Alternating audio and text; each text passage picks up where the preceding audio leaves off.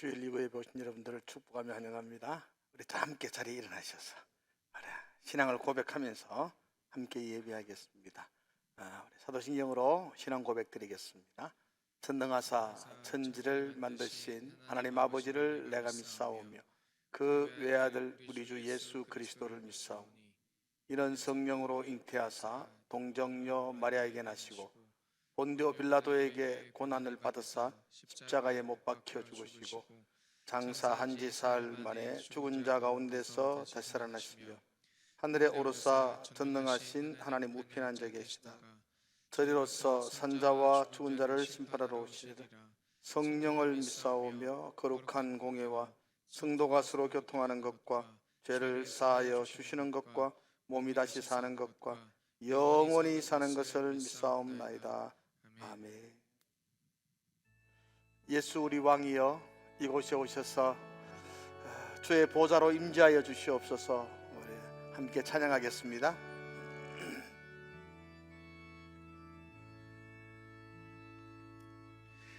예수 우리 왕이여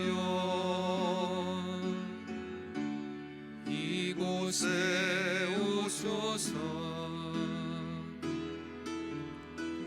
보좌로 주여 임하사 찬양을 받아 주소서. 주님을 찬양하오니 주님을 경배하오니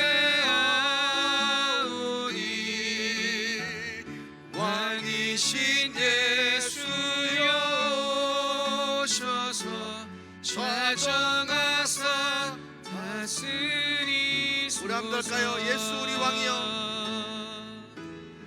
예수 우리 왕이여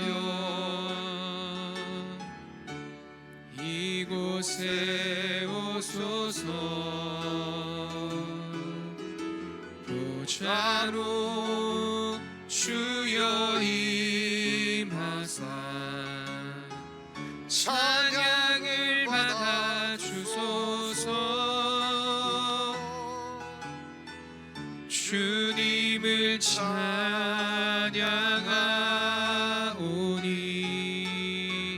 주님을 경배하오니 왕이신 예수여 오셔서 좌정하사 다스리소서. 주님을 찬양합니다. 주님을 찬양하오니 주님을 경배하오니 왕이신 예수여 오셔서 좌정하사 다스리소서. 아무도 예배하지 않는 그곳에서 주를 예배하리라.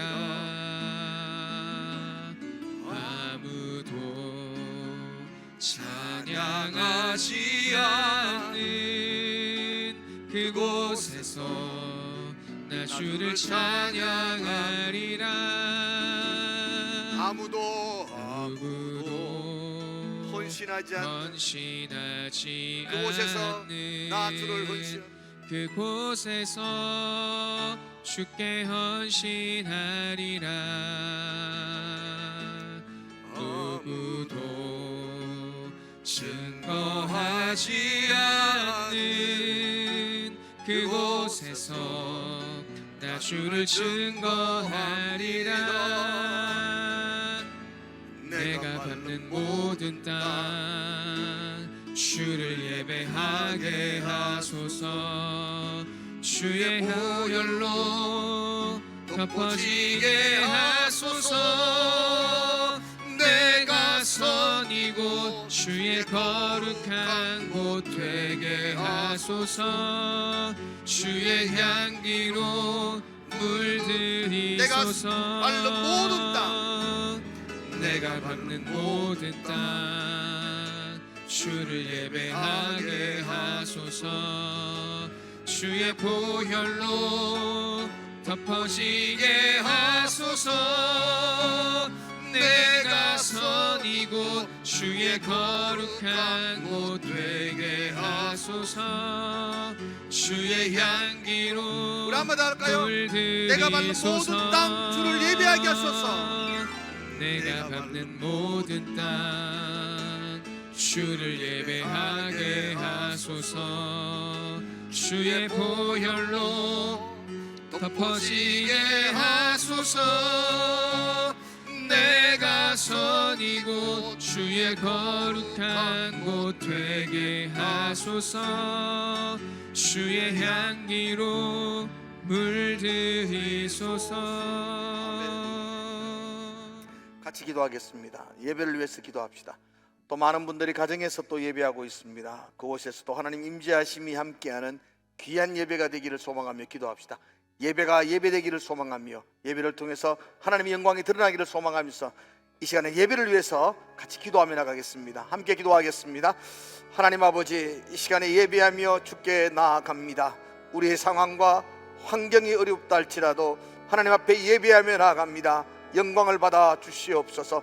하나님 앞에 예배하는 그 자리가 복된 자리가 되게 하시고 우리가 온 마음을 다하여 하나가 되어서 주께 예배하는 귀한 심령으로 우리를 인도하여 주시옵소서. 성령께서 예배하는 그곳에서 기름 부으심으로 함께 하시고 주의 은혜로 우리 가운데 부어 주시옵소서. 예배 가운데 주의 인도하심으로 붙들어 주시옵소서. 아멘.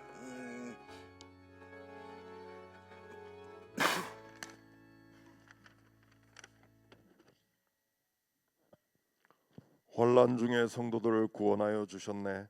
노하심은 더디하고 인자하심 넘치니 내 영혼아 찬양하라. 은혜로신 하나님, 아멘. 공로 없으며 자격되지 아니하는 저희들을 자녀로 삼아 주시고 생명책에 기록되는 특권까지 허락하신 하나님, 이 땅의 많은 사람들 가운데 저희들이 찬양하고 예배할 수 있는 영광을 허락하시니 감사드리옵나이다. 어리석게도 저희들은 썩어질 것을 쫓고 사라질 것을 다투는 저희들 또한 용서하여 주시옵소서. 아버지 하나님, 세상 사람들은 코로나 때문에 하루하루가 전쟁이라고 합니다. 하루빨리 온전한 예배가 회복되어 우리들의 아이들과 부모님들이 함께 예배드리며 함께 찬양하는 기쁨을 허락하여 주시옵소서. 다시 은혜가 회복되고 사랑이 회복되어 하나님과 함께하는 삶, 참 기쁨을 알게 하여 주시옵소서. 특별히 한국교회가 코로나 팬데믹으로 인하여 하나님께 더 가까이 가는 계기가 될 수 있도록 허락하여 주시옵소서. 지금 이 나라 대한민국의 나라와 민족을 진정 사랑하는 지도자를 허락하여 주시고 혹 자유와 인권이라는 이름으로 하나님을 대적하는 일이 없도록 하여 주시옵소서. 우리들의 자녀들이 이런 것들을 바라볼 때에 올바른 분별력을 가지고 자라날 수 있도록 허락하여 주시옵소서. 어느새 다가온 새봄, 촉촉한 봄비, 아름다운 햇살, 예쁜 꽃 주심에 감사드립니다. 따뜻한 봄 햇살, 싱그런 여름, 풍요로운 가을, 사랑과 기쁨이 충만한 겨울을 만끽할 수 있는 그런 날이 속히 오기를 기도합니다. 지금 이 시간 목사님의 말씀을 통하여 우매한 저희들이 하나님의 뜻을 깨닫고 어려운 때를 살아가는 지혜를 얻도록 허락하여 주시옵소서. 내 영혼아 찬양하라. 주님 앞에 엎드려 구속하신 넓은 은혜 높이 찬양하여라. 내 영혼아 찬양하라. 영원하신 하나님, 거룩하신 예수님의 이름으로 기도드립니다.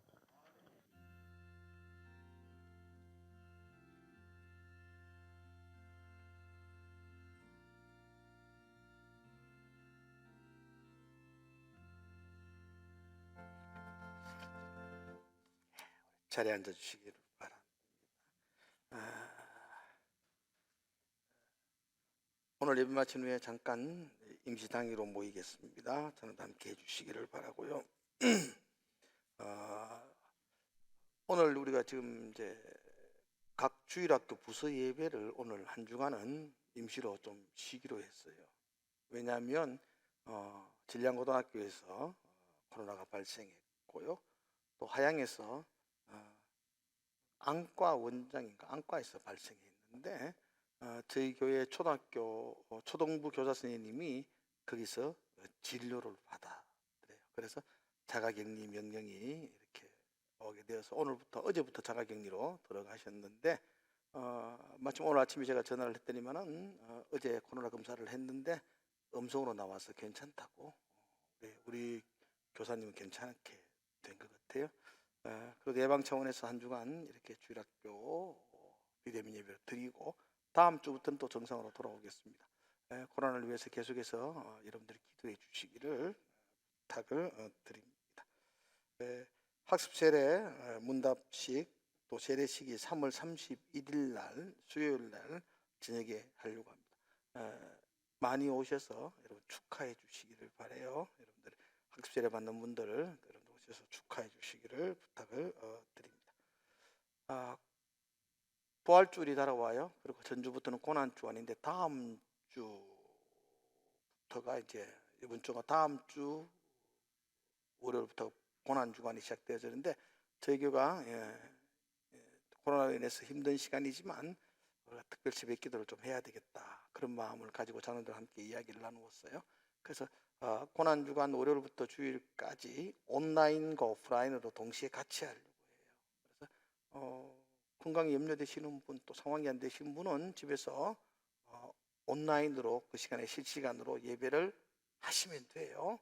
그렇게 하시면 되고 또 뭐 주변에서 상황이 되고 같이 또 함께 와서 드리는 예배를 사모하시는 분들은 또 고난주간인데 특별히 우리가 와서 같이 기도하는 그런 시간을 가지려고 해요. 이번 고난주간의 큰 이렇게 제목은 가난하고 힘든 이웃들을 돌아보는 그런 시간을 가져요. 우리 중에 헐벗은 자가 있으면 나누어주고 먹이주는 거 그게 복음이니까요. 그래서 마태복음 25장을 중심으로 그 말씀 챌린지라고 해서 함께 하려고 해요. 이번에는 특별히 기아대책이라는 NGO 단체와 연합을 해가지고 우리들이 부활절날 드린 현금은 저희 교회에서 5만 원 정도로 5만 원을 내고 그러면 그 NGO 단체에서 기업의 후원을 받아서 5만 원을 주고 그래서 10만 원을 가지고 희망 상자를 만들었어요. 나눔 희망 상자를 만들어서 우리 진량에 있는 힘들고 어려운 사람들에게 나누어 주려고 해요. 지금 저희 계획으로는 한 200상자 정도 준비를 하려고 해요. 그래서 부활절 현금은 전액 그쪽으로 사용될 겁니다. 그래서 200개를 만들면 2천만 원이 소요되거든요. 그럼 저희 교회에서 1,000만 원을 내고 NGO 단체에서 1,000만 원을 후원해서 2천만 원 가지고 200개의 상자를 만들어서 또 우리가 여러분들이 더 많이 헌금하면 또 더 많은 상자를 만들어서 여러분 나눠주려고 해요. 그래서 이번 주 부활절은 5만 원을 하면 그 5만 원으로 해서 NGO에서 5만 원을 보태서 10만 원짜리 희망 상자를 만들어 가지고 인근 주변 사람들, 주변 가정들에게 동사무소 연락해서 진량 면에 연락해서 힘든 가정을 좀 뽑아 가지고 그렇게 나누어 주어 그리스도의 사랑을 좀 전하려고 합니다. 여러분들 기도하시면서 함께 동참해 주시기를 부탁을 드립니다. 성경 그 가죽으로 리폼했는 거 찾아가시기를 바라고요. 특별히 방송팀에서 함께 섬길 분들이 참 없어요. 여러분 좀 방송실이 참 힘들거든요. 저기에서 다 한다는 게 이게 그렇게 만만하지 않는 것 같아요. 그래서 사람들에게 막 이렇게 뭐랄까 핀잔도 듣고 잘 못한다고. 그래서 최선을 다하고 있거든요. 그래서 여러분들 중에 좀 이런 많은 분들이 와서 좀 하면은 좀 나누어서 섬길 수가 있을 것 같아요. 난 방송이 전혀 모르는데 여러분들에게 전문적인 거 안 맡깁니다. 그러니까 전혀 몰라도 오른손 두 번째 손가락만 성하면 보통만 누르면 돼요. 여기 요거만 누르면은 그거 할 줄 아시는 분은 오셔서 하시면은 참 좋을 것 같아요. 어려운 거 같이 나누어서 하면 참 좋을 것 같아요. 지금 여러분들이 방송실에 섬기겠습니다 하면 환영받습니다. 너무 감사한데 사람 많을 때 오면 구박받습니다. 지금 여러분들이 절호의 기회입니다. 지금 방송을 섬기실 분들은 신청해 주셔서 같이 좀 나누어서 섬길 수 있도록 그렇게 부탁을 드립니다. 우린고에게 우리 장경남 집사님 병원에 입원 중에 있습니다. 욕실에서 넘어지셔서 손을 다쳤다고 해 여러분들이 기도해 주시기를 부탁을 드립니다. 경청노예 여전도에서 광고 하나 드립니다. 경청노예 여전도에서 해마다 총회와 도사경회를 하는데 올해는 코로나로 인해서 도사경회를 며칠씩 이렇게 못하고 월요일 3월 29일입니다. 월요일 하루 총회와 도사경회를 같이 한다고 합니다. 회원들은 같이 참여하셔서 함께 은혜도 받으시고 또 함께 예배도 참여하시고 우리 강사로는 우리 장경동 목사님이 물리서 오시는데요. 같은 시간 가지고 교회에서 6시 출발한다고 합니다. 여러분들 기도하고 시간을 비워놓아 주시기를 부탁을 드립니다. 찬송가 327장 찬양 드리면서 준비한 예물 드립시다. 327장입니다.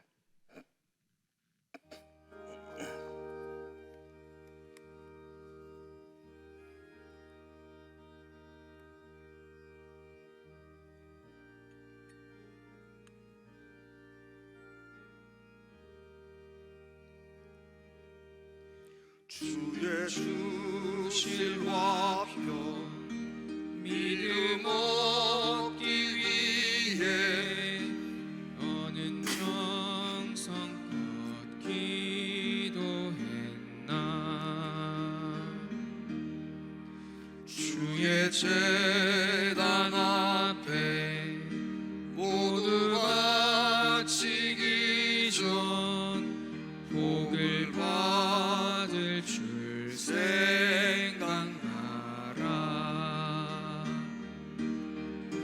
주의 제단에 산제사들이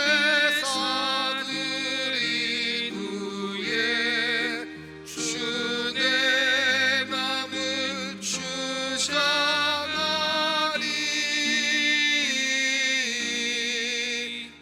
주의 뜻을 따라 그와 동행하며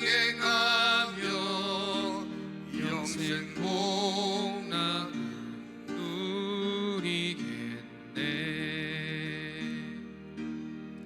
주의 밝은 빛에 항상 활동하며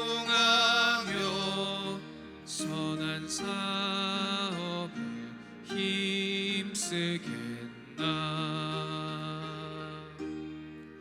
자유 얻으려면 주의 뜻을 따라 너의 모든 것 희생하라. 주의 제단에 산제사들이 후에 주의 맘을 주장하여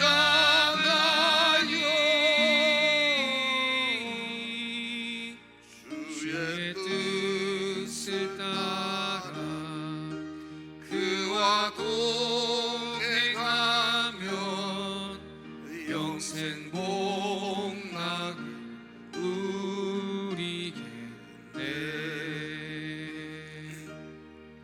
주의 제단 앞에 모두 바친 후에 주와 온전히 사귀겠네.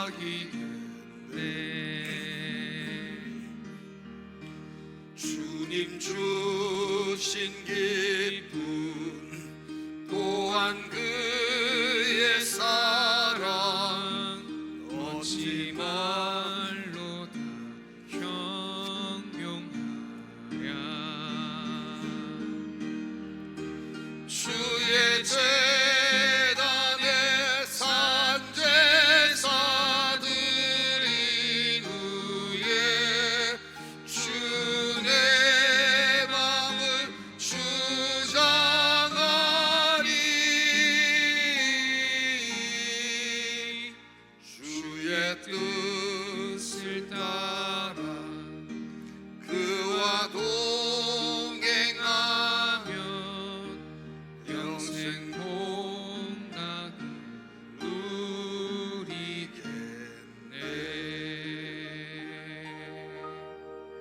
아멘.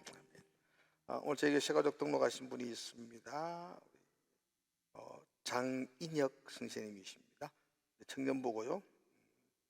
경북 예천에서 오셨는데 대구대학교에 다니시고 경북 합수기술사에 귀가하고 있습니다. 반갑습니다. 박수하겠습니다. 환영합니다. 마치고 저를 잠깐 만나고 돌아가면 좋겠습니다. 제가 기도하겠습니다. 하나님, 이렇게 대구대학교로 인도했습니다. 그리고 또 섬기던 교회에서 잠시 또 떠나서 여기 있는 동안에는 또 저희와 함께 한 가족이 되어서 믿음의 섬김을 나누며 그렇게 나아가려고 합니다. 우리 인혁 씨 붙들어 주시고 그 믿음이 날마다 하나님께 더 아름다움으로 회복되게 하시고 그 회복된 믿음으로 또 이 땅에 소망을 주는 귀한 믿음의 용사로 주님께서 인도하여 주시옵소서. 학업 가운데 있사오니 모든 환경과 형편을 주장하여 주셔서 잘 배우고 또 그래서 잘 준비해서 하나님의 나라를 위해서 쓰임받는 귀한 일꾼으로 인도하여 주시옵소서. 한 주간 동안도 저희의 삶을 붙들어 주시고 주님 말씀 붙들고 한 주간을 살 수 있게 해주셔서 감사를 드립니다. 그 믿음의 고백으로 오늘 우리가 구별하여 주께 드리며 감사함으로 주께 드리며 하나님 앞에 드림으로 나옵니다. 그 손길 그 가정과 자녀들과 그 생업과 터전 위에 하늘의 복으로 함께하여 주셔서 하나님과 함께하는 자가 이 땅 가운데에서 아름다운 영향력을 끼치며 살아갈 수 있도록 주님께서 인도하여 주시옵소서. 감사드리며 예수님 이름으로 기도드리옵나이다. 아멘. 오늘 창세기 39장의 말씀을 함께 보겠습니다. 창세기 39장입니다.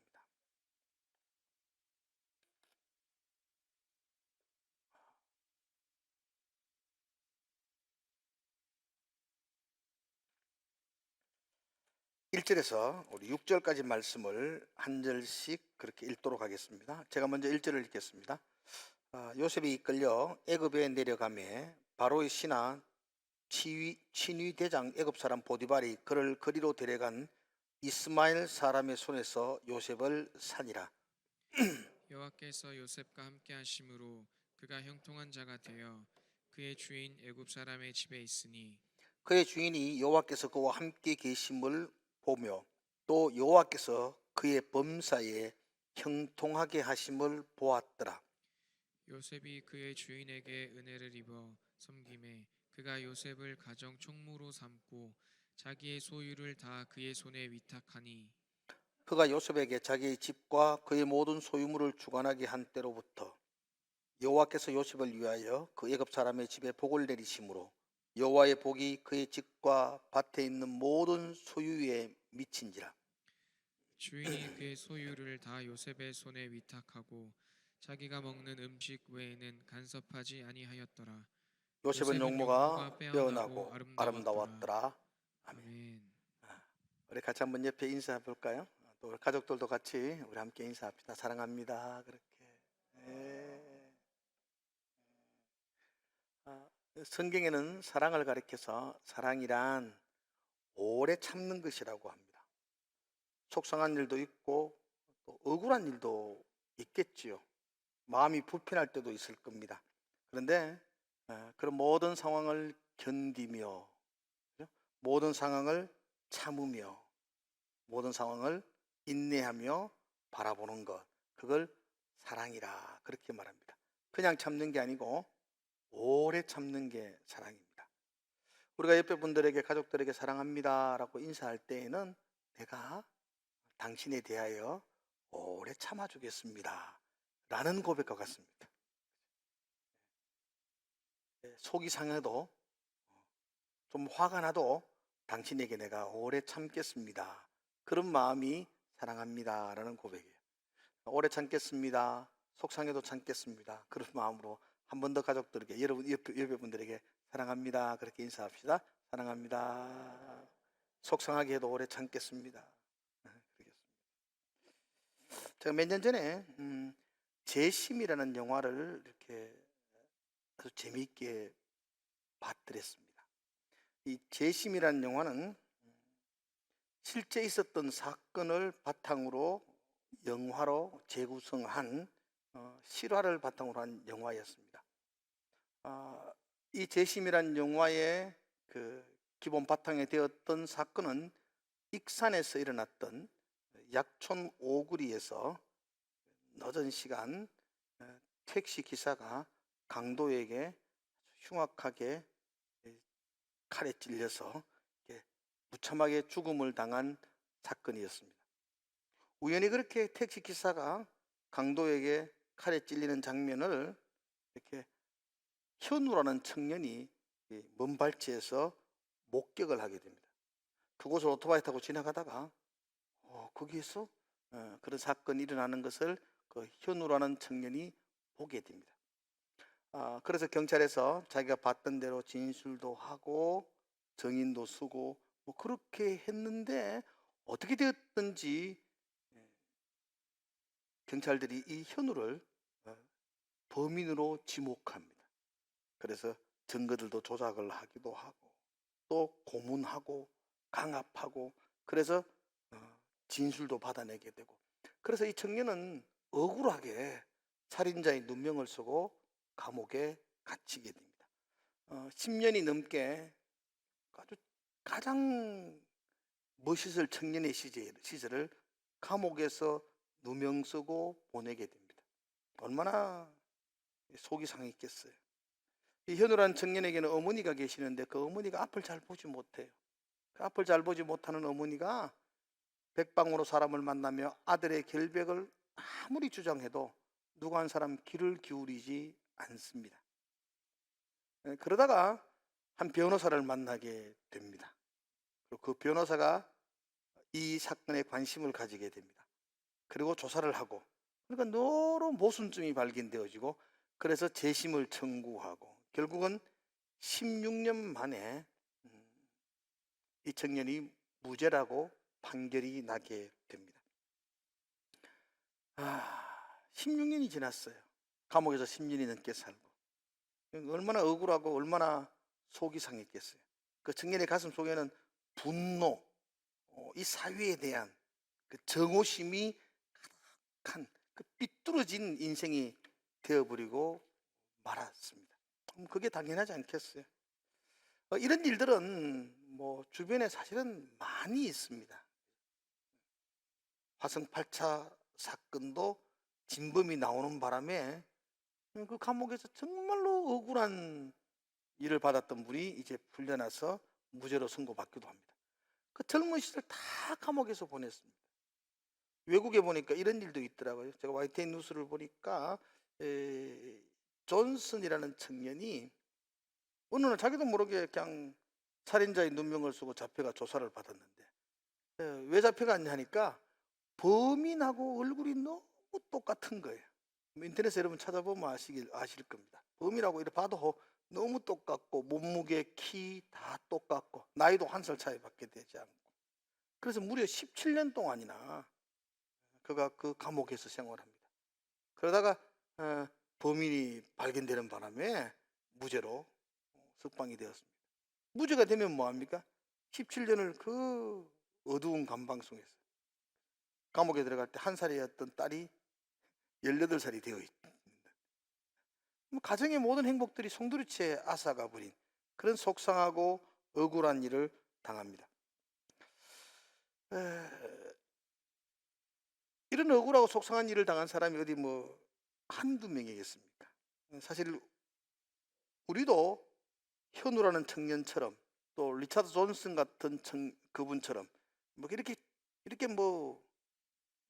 끔찍한 억울함, 속상한 일을 당한 적은 사실 없을 수는 있지만 그래도 우리 인생 돌아보면 속상했고 억울했고 분하고 누명 쓰고 그런 것들이 우리에게도 참 많지 않겠습니까? 오늘 이런 성경에 보면은 사실 상상할 수도 없는 그런 끔찍하고 억울한 일을 당한 한 청년을 우리에게 소개하고 있습니다. 그 청년의 이름이 요셉입니다. 요셉은 어릴 때부터 아버지의 특별한 사랑을 받았던 아들이었습니다. 아버지 야곱에게는 12명의 아들이 있었는데 근데 그 중에 요셉을 유별리 사랑을 했다고 합니다. 성경에 보면 요셉에게는 채색 옷을 입혀주었다라고 말합니다. 채색 옷이란 오늘 우리에게 쉽게 표현을 하면 다른 11명의 아들들은 장날에 하양시장 가가지고 골라 이거 가가 입힌 반면에 요셉에게만큼은 백화점에 가서 최고급 메이커의 옷을 입혔다. 그렇게 성경은 표현합니다. 그만큼 요셉은 아버지에게 특별한 사랑을 입은 아들이었습니다. 12명의 아들이 있었지만 어쩌면 외동 아들보다 더 극진한 대접을 받는 그런 아들이었습니다. 그런데 부잣집 외동 아들처럼 대우를 받던 이 요셉이 하루아침에 노예 시세가 되어서 머나먼 땅 애굽에 종으로 팔려오게 된 겁니다. 더욱이 기가 찰 노릇은 요셉을 종으로 팔아버린 사람들이 형들이었습니다. 피를 나눈 형들이 자기를 도와주러 온 동생을 미디안의 상인들에게 팔아버렸습니다. 요셉의 심정이 어떨까요, 여러분? 얼마나 억울하고 분노에 쌓이겠습니까? 하루아침에 낯선 땅, 낯선 곳으로 끌려옵니다. 그리고 보디발의 가정에 노예로 던져집니다.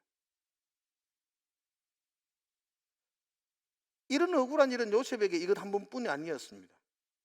이건 시작에 불과했습니다. 얼마 후에 요셉은 깊은 감옥으로 던져집니다.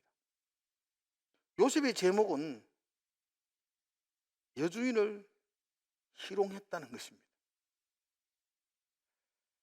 여러분, 이건 상식적으로 생각을 해도 말이 안 됩니다. 한번 생각해 보십시오. 여주인이 노예 청년을 희롱하는 것은 있을 수 있습니다. 그런데 감히 노예 청년이 여주인을 희롱한다는 것은 상상할 수 없습니다. 그건 그렇게 될 수가 없어요. 당시 사회의 구조 속에 그 노예가 받던 그 대우가 여주인을 넘볼 만큼 여유 있는 그런 상황이 될 수가 없습니다. 실제로도 요셉은 그 여주인에 대하여 마음을 갖지 않았습니다. 오늘 39장 10절에 보면 이렇게 되어져 있거든요. 제가 한번 볼게요. 여인이 날마다 요셉에게 청하였으나 요셉이 듣지 아니하여 동침하지 아니할 뿐더러 함께 있지도 아니하니라 그랬어요. 날마다 여주인이 유혹합니다. 그런데 거절합니다. 더 나아가서 요셉은요, 함께 있지도 아니했다라고 말합니다. 어쩌면 요셉은 여주인의 청을 받아들이면요, 그가 더 편하게 더 많은 혜택을 누리는 삶을 살 수 있습니다. 여주인이 그에게 더 좋은 것들을 제공해 줄 수도 있고요, 여주인과 사이가 좋아져 가지고 요셉에게 해로울 건 사실 없을 겁니다. 그럼에도 불구하고 그가 하나님을 의지하고 하나님을 붙들고 있는 신앙인이었기에 여주인의 요청을 거절합니다. 그리고 함께 있지도 않았다고 합니다. 그런데 여주인에 의해서 누명을 쓰고 깊은 감옥에 던져지게 되었습니다. 요셉의 마음이 어떨까요? 어디 하소연할 데도 없잖아요. 우리 같으면 뭐 누구한테 전화해가지고 억울하다고 말을 하겠지만 요셉의 입장에서 자기 말을 들어줄 사람이 누가 있겠어요? 아무에게도 말할 수 없는, 아무도 자기 말에 귀 기울이지 않는, 그래서 억울하게 깊은 감옥에 갇혀 있을 때 요셉의 심정은 어떠했겠습니까? 요셉보다 더 참담하고 더 암울하고 더 끔찍한 상황에 빠진 사람도 사실 별로 없을 겁니다. 보통 사람들은 요셉에게 그런 말을 할 거예요. 야, 참 너 재수도 없다. 세상 사람들은 그렇게 말하겠죠. 뭐 재수 없다. 왜 이렇게 되는 일이 없노? 왜 니는 그렇게 왜 뒤로 넘어졌는데 코가 깨지니? 라고 요셉에 대하여 이야기할 것입니다. 사실 요셉은 그렇습니다. 지금 형들에게 팔려서 노예가 되어서 그 가정에 왔었고, 더 나아가서 여주인에게 누명을 쓰고 감옥에 갔죠. 그 감옥은 소망 없습니다. 여러분, 여주인을 겁탈하고 한 노예에게 무슨 소망과 특례가 거기에 주어지겠습니까? 다시 그 감옥에서 나올 아무런 소망이 요셉에게는 없어요. 억울해도 이렇게 억울할 수가 없고, 일이 안 돼도 이렇게 안 될 수가 없는 인생, 그게 요셉의 지금 상황이었습니다. 그런데 여러분, 이상하게도 성경은 요셉을 참 넘어져도 코가 깨질 놈이네, 참 너 참 재수 없어도 그렇게 없나, 너 운이 그렇게 없나, 이렇게 말하지 않는다는 겁니다. 성경은 요셉을 우리와는 전혀 다른 모습으로 평가하고 있습니다. 성경에서 요셉에게 뭐라고 이야기하느냐니까, 여러분 2절의 말씀을 여러분 볼까요? 2절 같이 한번 볼까요? 2절 한번 같이 읽읍시다. 시작. 여호와께서 요셉과 함께 하심으로 그가 형통한 자가 되어 그의 주인 애굽 사람의 집에 있으니. 여러분 보세요. 그가 형통한 자가 되어, 그가 누구죠? 어려워요? 말을 해보시오. 그가 누구죠? 요셉이죠. 요셉이 지금 어디에 있냐면 노예로 팔려서 보디발의 집에 종이 되어 있어요. 근데 성경은 그가 형통한 자가 되어 있다는 겁니다. 부잣집 외동아들의 자리에 있던, 외동아들과 같은 자리에 있던 요셉이 팔려서 노예가 되어 있는데 성경은 말하기를 그가 형통한 자가 되었다, 이렇게 말하고 있어요. 이게 이해가 갔어요? 23절을 한번 볼까요? 23절 23절 다시 한번 봅시다. 같이 읽읍시다. 시작. 간수장은 그의 손에 맡긴 것을 무엇이든지 살펴보지 아니하였으니 이는 여호와께서 요셉과 함께 하심이라. 여호와께서 그를 범사에 형통하게 하셨더라. 여호와께서 그가 요셉이잖아요. 여호와께서 요셉을 범사에, 그럼 범사란 말은 모든 일에 형통하게 하셨다, 이렇게 말해요. 지금 요셉이 어디 있을까요? 감옥에 있어요. 그것도 억울한 누명을 쓰고 파렴치한 죄인의 신분으로 다시 나올 수 없는 정치범 수용소와 같은 깊은 감옥에 갇혀 있는데, 성경은 그 갇혀 있는 요셉을 보면서 여호와께서 그를 범사에 형통하게 하셨다, 이렇게 말해요. 어떻게 노예가 된 게 형통한 자가 된 거예요? 어떻게 억울한 누명을 쓰고 감옥에 간 게 그게 모든 일에 형통하게 하셨다라고 말할 수가 있을까요? 과연 형통이 뭐길래 성경은 요셉을 형통하다, 모든 일에 형통하다, 뭐 그렇게 평가할까요? 여러분, 형통이라는 게 뭐죠? 제가 국어사전 찾아봤거든요. 형통이 뭔가? 제가 찾아보니까 형통이란 이렇게 되어 있어요. 모든 일이 내가 바라는 대로 잘 되어가는 것, 이게 형통이래요. 그러니까 모든 일이 내가 바라고 소망하는 대로 착착착착 이루어질 때에 형통하다, 이렇게 표현해요. 그럼 지금 성경이 요셉을 향하여 형통하다라고 말하는 것은 모든 일이 지금 자기가 바라는 대로 일이 잘 풀려가고 있다는 이야기인데요. 요셉이 바라는 게 노예로 팔려가는 것이었을까요? 요셉이 소망하는 게 감옥에 들어가는 것이었을까요? 어떻게 요셉이 노예가 되고 감옥에 갇혀 있는데 그걸 형통한 자가 된 것이다, 모든 일에 형통하였다 라고 표현할 수 있을까요? 아무리 생각해도 요셉이 하는 일마다 안 됐잖아요. 하는 일마다 어긋났고 하는 일마다 생각대로 이루어지지 않았어요. 요셉만큼 불통 그런 인생을 산 사람도 사실은 많이 없을 거예요. 그렇다면 성경의 요셉을 향하여 요셉은 참 억울하게 불통한 인생을 살았다 이렇게 평가해야 되는데 요셉은 형통하였다 이렇게 말하고 있다는 것은 참으로 아이러니합니다. 제가 오늘 설교 제목을 우리는 형통한 자입니다 라고 정했습니다. 한번 따라합시다. 우리는 형통한 자입니다. 왜 우리가 형통한 자일까요? 여러분 형통한 자 맞나요? 제가 지금 거짓말로 제목을 정했을까요? 우리는 형통한 자입니다. 아멘이세요? 그럼 뭐가 우리를 형통한 자로 만들어주는 거예요? 요셉이 뭐가 형통한 자예요? 성경이 말하는 형통이 뭐예요 그러면? 우리가 세상 사람들의 관점에서 형통은 하고 싶은 대로 원하는 대로 일이 잘 이루어지는 거라면 사실 요셉은 형통한 자가 아니고 불통한 자고 사실 저도 불통한 자고 우리도 불통한 자예요. 근데 성경은 형통이 그런 게 아니라는 겁니다. 그래서 요셉도 형통한 자고 우리도 형통한 자다 그렇게 말씀하고 있는 거거든요. 그럼 뭐가 형통이지? 자, 여러분 성경에서 형통이라는 말이 나올 때는요 그 앞에 꼭 한 단어가 붙어서 나옵니다. 형통과 붙어 있는 단어가 있습니다. 그 단어가 함께라는 단어입니다. 형통은 함께 하는 것입니다. 누구와 함께 하는 걸까요?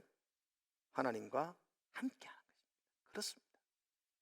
일이 잘 되고 내가 꿈꾸는 대로 모든 게 척척척척 풀리는 것이 형통이 아니고 어느 위치, 어느 곳, 어느 상황 가운데 있다 할지라도 하나님과 함께 하는 게 형통입니다. 2절 한번 볼까요? 여러분 2절 좀 전에 읽었는데 제가 볼게요. 여호와께서 요셉과 함께 하심으로 여호와께서 요셉과 함께 하심으로 요셉이 형통한 자가 되었어요. 일이 잘 풀려서 요셉이 형통한 자가 아니고 하나님이 요셉과 함께 하심으로 그가 형통한 자가 되었습니다. 23절에도 여호와께서 요셉과 함께 하기에 범사에 형통하였더라 그렇게 성경은 말하고 있습니다. 그러면 여러분 하나님과 함께하는 사람이 형통한 사람입니다. 고백해볼까요? 따라해볼까요? 하나님과 함께하는 사람이 형통한 사람입니다. 아멘. 하나님과 함께할 때 우리는 모든 일이 형통해질 것으로 믿습니다. 아멘. 그게 우리 믿음의 고백이죠. 세상 사람들은 환경이 잘 되고 세상 사람들은 내가 꿈꾸던 것들을 이루어지고 세상 사람들은 내가 계획했던 대로 착착착 진행되어질 때에 야 형통하다라고 말합니다. 그런데 성경은 그렇게 말하지 않아요. 내가 계획했던 것들이 어긋날지라도 내 생각대로 잘 안 될지라도 내가 꿈꾸던 것들이 무너질지라도 하나님이 함께 하시면 형통한 자입니다. 그게 믿음입니다. 우리는 내 뜻대로 되는 걸 형통이라 그러지만 사실은 내 뜻대로 다 됐으면요 우린 다 망했을 거예요. 내가 소원하는 거 다 이루었으면 여기 앉을 사람 아무도 없습니다. 그런데 내가 생각했던 것 참 잘 안 될 때가 많았고 내가 꿈꾸던 것 참 무너질 때가 많았고 그런데 어느 날 눈 떠가 보니까 내가 여기서 하나님과 함께하고 있다는 거예요. 그게 형통한 것입니다. 우리 부흥에 오시려고 그랬다가 우리가 이번에 지금 부흥에 취소했는데 코로나 때문에 안호성 목사님이 하시는 이야기, 내 생각대로 안 되는 건 참 멋진 일이야.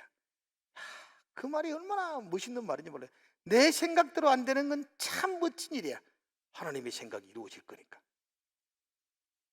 내 생각대로 되는 게 그게 형통이 아니고 하나님이 함께하는 게 그게 형통이라고 우리는 고백하는 것입니다. 성경에서 말하는 형통은 하나님과 함께하는 것입니다. 요셉은 사람들의 눈으로 보면 그의 상황, 그의 형편, 그의 처지가 굉장히 불행합니다. 노예로 팔려온 것도 정말로 불행한 것이고, 감옥에 갇혀 있는 것도 정말로 불행한 것이고, 누가 보더라도 어떻게 저렇게 살까?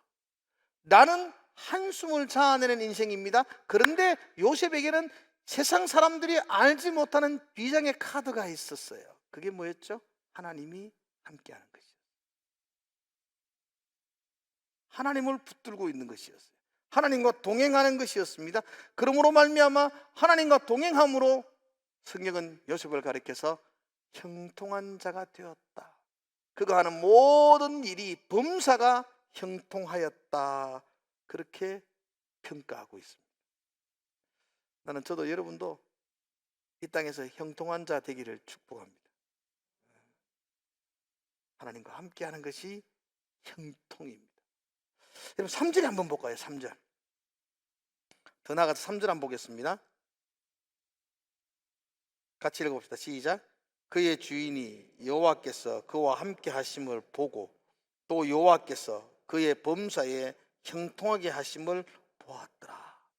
그의 주인은 보디발이거든요.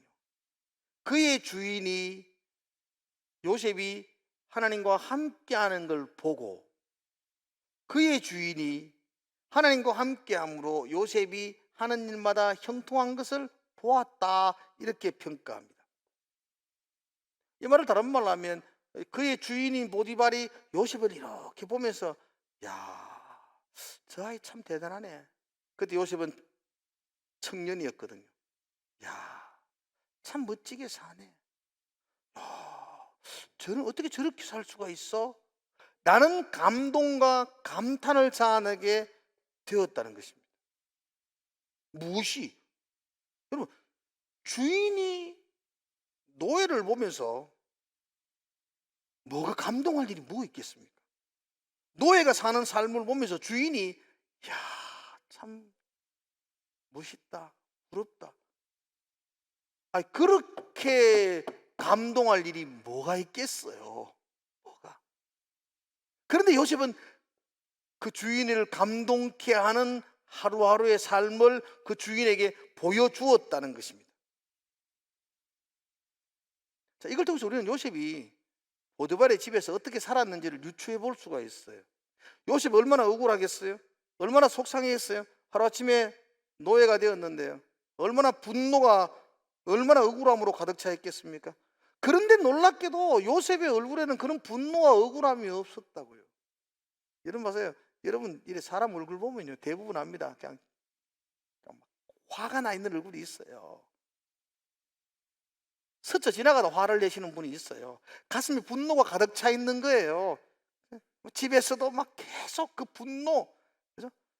어릴 때부터 당했던 것들, 상처, 이게 분노가 가득 차서 얼굴 보면요 이게 눈썹이 그냥 지지러 올라가 있는 분들이 있다니까요. 척 보면 알아요. 아우, 저분의 가슴 속에 분노가 있는. 말해보면요 그냥 분노로 가득 차 있어요.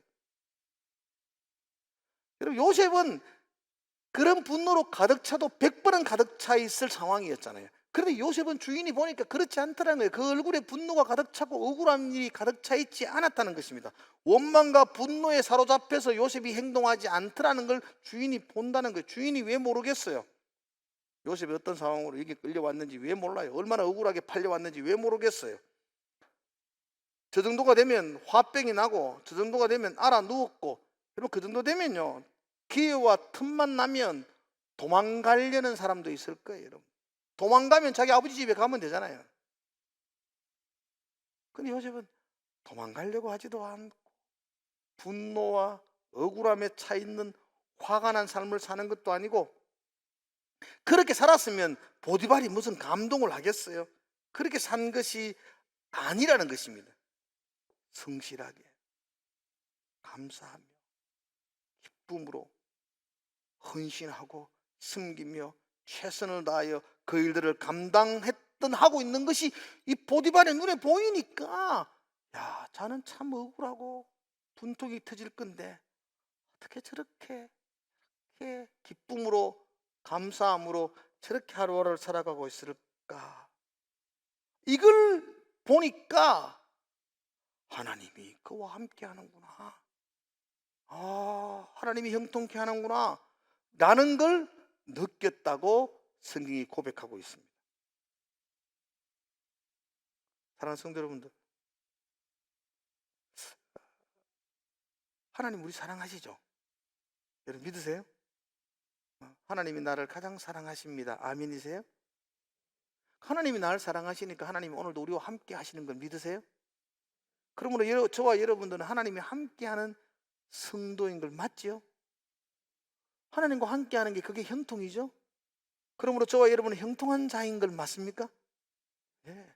그럼 여러분 옆에 있는 분들이 여러분 보면서 아유, 참 형통한 분이시네, 참 하나님과 함께함으로 모든 일에 범사가 형통하신 분이네 라고 인정하신가요? 인정하시나요? 회사에서도 가정에서도 그런가요? 그게 안 되면 우리 믿음은 가짜잖아요. 우리는 논리적으로 생각해 보면 분명히 우리는 하나님과 함께하는 사람이거든요. 성경은 하나님과 함께하기 때문에 그게 형통한 사람이라고 말하거든요. 저와 여러분들이 어떤 처지에 있다 할지라도, 어쩌면 요셉처럼 억울한 환경에 빠져 있다 할지라도, 속상한 삶 속에 있다 할지라도, 하는 일마다 내 생각대로 잘 안 돼가지고 분통이 터지는 환경 속에 있어도 우리는 하나님이 나와 함께하는 것은 변하지 않잖아요. 그렇다면 여러분 속에 노예의 가정 속에서도 감사하며 기쁨으로 섬기며 헌신했던 이 요셉과 같은 드러내는 삶이 나는 저와 여러분들도 있어야 한다고 확신합니다. 그게 믿는 거죠. 잘 되는 게 형통이 아니고 하나님과 함께하는 게 형통이라면 저와 여러분은 분명히 하나님과 함께함으로 우리는 형통한 자가 되어 있습니다. 그럼 형통한 자처럼 얼굴도, 형통한 자처럼 말도, 형통한 자처럼 행동도 그렇게 해야 할 겁니다. 자, 이제 고개를 드시고 얼굴을 한번 이렇게, 모든 일이 형통한 자, 하나님과 함께함으로 형통한 자의 얼굴을 한번 보여주십시오. 옆에 분들에게 한번. 마스크 해가지고 반틈이 가려져 있어가지고 이게 뭐 온갖 걱정과 고민을 다 한 얼굴인지 형통한 얼굴인지 잘 표현이 아니지만, 여러분 정말로 형통한 얼굴로 하면 마스크 뒤에서 드러나는 그 광채가 빛납니다. 보여지기 시작해. 우리의 형통함을 마스크가 가릴 수 없느니라. 이 성경 내가복음에 있다고요. 우리의 형통함을 어떻게 그 천조가리가 가릴 수 있겠습니까? 저와 여러분은 형통한 자입니다. 상황은 각자가 다를 수가 있습니다. 어쩌면 분통 터지는 억울한 상황 속에 있을 수도 있습니다. 그러나 우리가 놓치지 않을 비장한 카드가 있는데 그게 바로 하나님이 우리와 함께 하십니다. 그 함께 하심으로 우리는 형통한 자가 되었음을 믿습니다. 요셉은 뭐 노예의 자리에서도 기뻐하며 했는데요, 감옥에서도 그가 감사하며 했는데요, 우리는 그보다 더 억울한 일을 당한 건 없잖아요. 우리도 속상한 거 있지만 이 요셉보다 더 억울하고 속상한 건 없지 않아요. 여기 이 처지에서도 형통한 자가 되어서 주변 사람들이 보면서 이상하게 생각할 정도로 감동을 주는 삶을 살았다면 우리도 능히 그렇게 살 수 있지 않을까요? 그 성경의 사도행전에 보면 바울과 실라의 이야기가 나오는데요, 바울과 실라가 성령의 인도함을 따라서 마게도냐 지방으로 복음을 전하러 갑니다. 그리고 마게도냐 지방의 첫 번째 성이 빌립보라는 도시입니다. 그 빌립보에 가서 복음을 전하는데 귀신 들린 여자가 계속 쫓아옵니다. 참 불쌍하잖아요. 젊은데 귀신 들려서, 우리로 말하면 미친 여자잖아요. 자기 인생 없잖아요. 그렇게 불쌍한 여장을 보면서 이 바울과 실라가 마음이 아팠죠. 불러서 기도해주고 귀신 들린 여자를 깨끗하게 치료해 주었어요. 새로운 인생을 살아갈 수 있도록 인도해 주었다고요. 그런데 이게 문제가 되었어요. 이 귀신 들린 여종을 통하여서 점치는 일로 돈을 버는 주인이 있었다고. 이 여자가 깨끗해지니까 더 이상 돈을 벌 수 없다게 되니까 화가 난 거예요. 그래서 바울과 실라를 관아에 고발을 합니다. 귀신 들린 자를 깨끗하게 해주었습니다. 이건 고발 조건이 아니잖아요. 그래서 억울한 누명을 씌웁니다. 이 사람이 천하를 어지럽게 하는 다른 이상한 것들을 전하고 있다. 우리가 따라갈 수도 없는 이상한 풍속을, 미풍양속을 흐리는 이상한 풍속을 전하는 자다. 이런 자들을 내버려 두면은 이 도시가 온통 문란해진다. 그러면서 바울과 실라를 감옥에 가두어 버립니다. 성경에 보면 옷이 벗겨지고, 바울과 실라가 옷이 벗겨지고, 여러분, 옷 벗겨지면은 뭐 안에 있는 와이셔츠 입었겠지. 아니요. 고대 사람들은요 내복 없어요. 속옷이 없다고요. 옷이 벗겨지고 벌거벗은 몸이잖아요. 그리고 모진 매를 맞고 손과 발에는 착고가 채워져서 감옥 구석에 던져졌어요. 속상하지 않을까요? 좋은 일 하다가 잡혀와가지고 지금 이건 뭐예요 이거? 얼마나 매를 맞고, 성령께서 오락해서 왔는데, 하나님 인도 따라 왔는데 뭐 이런 일을 당하게 되는지 이해할 수 없잖아요. 그런데 한밤중에, 성경에 보면 그래, 한밤중에 지진이 일어나고 옥토가 열리고 그런 게 중요하지 않아요. 한밤중에 바울과 실라가 기쁨으로 찬송하고 기도하더니 이래 돼 있어요. 거기에 기뻐할 게 뭐 있나요, 여러분? 그럼 바울의 마음 속에 기뻐할 게 뭐 있어요? 그 상황 속에서, 그 형편 속에서 감사할 게 뭐 있어요? 근데 성경은 그가 기뻐하며 감사하며, 누가 기쁨을 주었을까요? 하나님, 성령 하나님께서 그 마음에 기쁨과 감사를 주니까 그가 기쁨으로 찬송하고 기도하니까 옥문이 열리고 지진이 일어나고 역사가 났다. 바울이 기뻐할 수 있는 유일한 이유 한 가지, 그건 하나님이 그 옥중에서도 바울과 함께 하셨기 때문이었습니다. 함께하면, 하나님이 함께하면 세상이 줄 수 없는 평안을 얻게 됩니다. 하나님이 함께하면 세상 사람들이 알지 못하는 기쁨으로 찬송하며 예배할 수가 있습니다. 하나님이 함께하는 게 형통이라는 것입니다.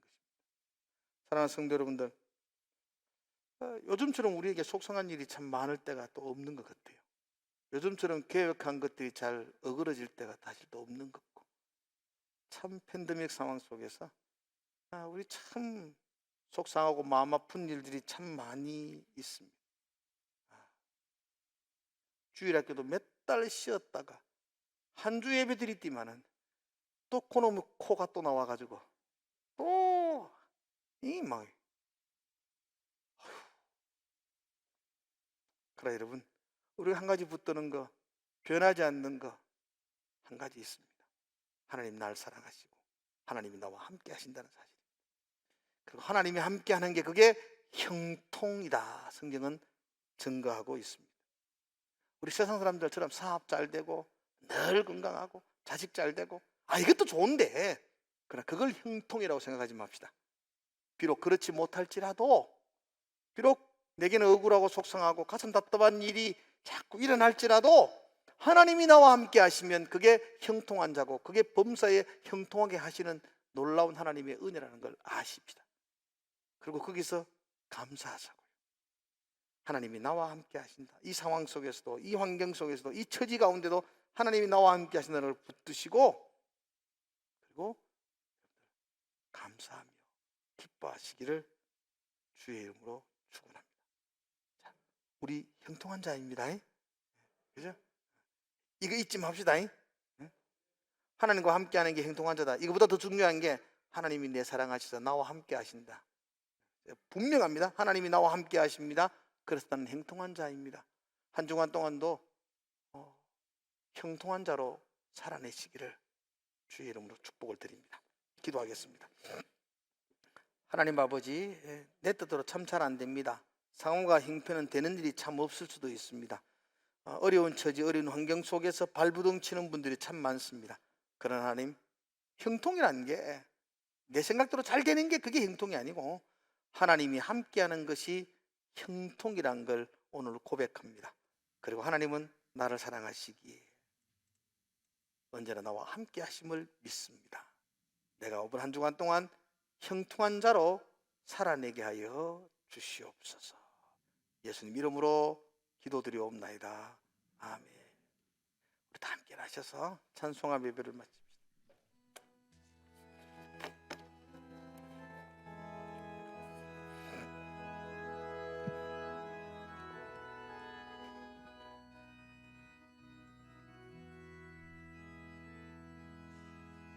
나를 지으신 이가 하나님, 나를 부르신 이도 하나님이십니다. 나를 부르신 이가 하나님, 나를 보내신 이도 하나님이십니다. 나를 보내신 이도 하나님, 나의 나 된 것은 다 하나님은 나의 달려갈 길 다 가도록, 나의 달려갈 길 다 가도록, 나의 마지막 호흡 다 하도록, 나의 그 십자가 품게 하시니 나의 나 된 것은 다 한량없는 하나님의 은혜, 은혜라.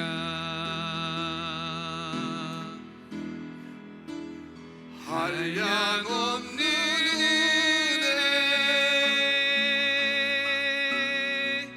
갚을 길 없는 은혜, 내 삶을 애워 사는 하나님의 은혜,